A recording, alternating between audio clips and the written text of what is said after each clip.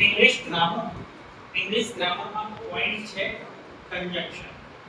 Conjunction means બે વાક્યોનું જોડાણ. બરાબર? Types of conjunction. કંજક્શન ના આમ કુલ 3 પ્રકાર છે. કેવી રીતે? એક છે કોઓર્ડિનેટિવ કંજક્શન, કોઓર્ડિનેટિંગ કંજક્શન, સબઓર્ડિનેટિંગ કંજક્શન અને કોરિલેટિવ કંજક્શન. કંજક્શન ના કેટલા પ્રકાર? કયા કયા? એક મારી સાથે કોઓર્ડિનેટિવ કંજક્શન, પછી બીજું છે સબઓર્ડિનેટિંગ કંજક્શન અને કોરિલેટિવ conjunction.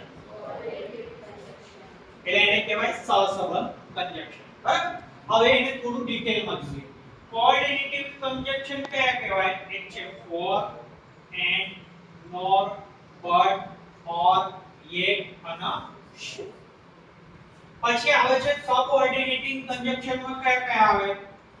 after, although, because, before, even if, even though, in order, that, once, provided, પછી છે that, rather than, since અને so that. આ છે સબઓર્ડિનેટિવ કંજક્શન. એના પછી છે કોરિલેટિવ કંજક્શન. એ કોરિલેટિવ કંજક્શન માં either or, neither nor, both and, not only but also, whether or, just as, no sooner than, rather than, such that and scarcely when. આ મેં કેટલાક તમને ખાલી કંજક્શન ના પાર્ટ્સ અને એમાં કયા કયા આવી શકે આનાથી પણ વિશેષ ઘણા કંજક્શનો છે. તો આ ત્રણને ખાસ આપણે સમજવાનો પ્રયત્ન કર્યો કે કંજક્શન કેટલા પ્રકારના હોય અને એમાં કયા કયા કંજક્શન આવે. એટલે કંજક્શન મીન્સ એટલે એવો શબ્દ કે જે બે વાક્યોને જોડે, જેને આપણે કંજક્શન કહેતા હોઈએ છીએ. હવે બે એક્ઝામ્પલ થી તમને આપ્યા છે કે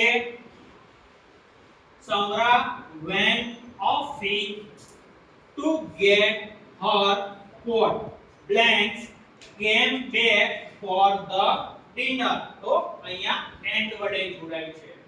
પછી છે Thomas fell ill suddenly and blanks his family gave up on going out of town. તો અહીંયા છે therefore. પછી આના સિવાય પણ કેટલાક બીજા ઘણા કંજક્શન છે એ નેક્સ્ટ ટાઈમે જોઈશું. આ ખાસ બધી કંજક્શનની માહિતી